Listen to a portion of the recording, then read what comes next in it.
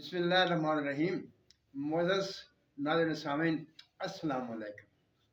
आइए, आज मैं आपके सामने एक ऐसा नुस्खा बयान करने लगा हूँ जो आपने ना तो सुना होगा, ना उसकी तरतीब किसी ने आपके सामने बयान की होगी। ये एक ऐसा यानी कीमती नुस्खा, एक ऐसा आला नुस्खा और बहुत जल्द बनने वाला कुश्ता मैं आपके सामने रखने लगा हूँ। वो है कुश्ता जस्त। आपने तरकीबें सुनी होंगी, जस्ट को कढ़ाई में डालकर पिघला लें, ऐसे करें, फला डंडे लें, ऐसे करें, इसके बाद आगे ने ऐसा कुछ भी नहीं है। आसान सादा सा तरीका है। आपने क्या करना है, आपने जस्ट ले लेना है। आप 5 तोले तक जस्ट 50 ग्राम तक जस्ट ले सकते हैं और 10 ग्राम आप सम्मिल फाड़ लेंगे। अगर ब्रौली मिल जाए तो ठीक, अगर ब्लौरी सम्मिलफर नहीं मिलता तो दूसरे सम्मिलफर ले लें, वो भी काम करेगा। इसमें सिर्फ एक चीज की एहतियात जरूरी है, जस्ट हल्की आग पर कुश्ता नहीं होता, इसको तेज आग देना पड़ती है। आपने इसे एक लोहे की छोटी कढ़ाई में डालकर आपने चूल्हे पर रखना है, या आप इसे भट्टी पर रख ले, यानी आग तेज होनी चाहिए। तो इसको पिघला लें। जब ये जस्ट पिघल जाएगा तो आपने क्या करना है कि आपने वो सम्मेल फार की डली जो थी वो आपने चिमटे के साथ पकड़नी है और उसको जस्ट में चलाना शुरू कर देना है। यानी उसको चिमटे पकड़कर जस्ट जो पिघला हुआ आपके सामने होगा उसमें फराते रहेंगे। थोड़ी देर में जस्ट को आग लग जाएगी, आपने वो सम्मेल फार उसमें फराते रहना है। सम्मेल फार भी उड़ जाएगा और वो जो आप जस्ट जो था आग लगने के बाद वो सफेद रंग का पाउडर आपके सामने फूला हुआ मौजूद होगा।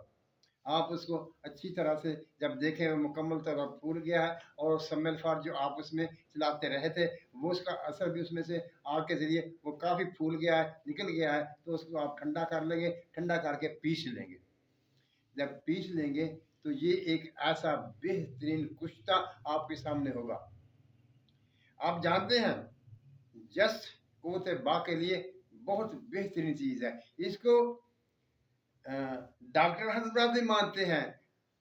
वो जितनी भी ताकत की वो विटामिन की गोलियां आते हैं उनमें जस्ट लाजमी तौर पे होता है।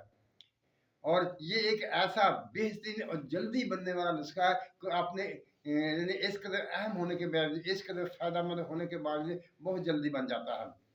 आपने सिर्फ ये करना है कि आपने आग तेज रखनी है। अगर आप आग तेज नहीं करेंगे तो ये नहीं बनेगा।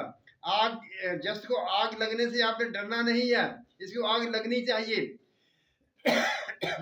जो समलफर है वो आप इसमें चिमटे से पकड़कर या किसी और सलाख से बांध कर उसको जो है उसमें फराते रहेंगे, ताकि वो इसमें जो 1 तोला 10 ग्राम समलफर था वो इसमें खत्म हो जाए, वो भी उड़ जाए और इसको भी आग लगेगी। और ये आग लगने के बाद एक सफेद रंग का पाउडर आपके सामने मौजूद होगा, वो ही बेहतरीन कुश्ता है। इसकी मिकदार खुराक इसकी चावलों में है, 1 चावल और 2 चावल। क्योंकि जस्ट अगर तन्हा होता तो उसकी मिकदार में कमी बेशी का इतना मसला नहीं था, क्योंकि इसमें साथ सम्मिल फार है। जब सम्मिल फार है तो इसकी मिकदार खुराक बहुत कम हो जाएगी।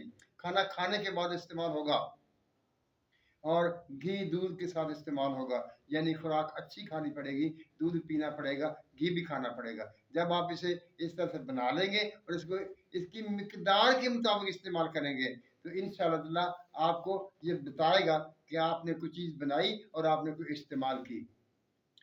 एक बात यह हमेशा याद रखना, कभी भी कोई भी दवा मिकदार खुराक से जायद नहीं करना।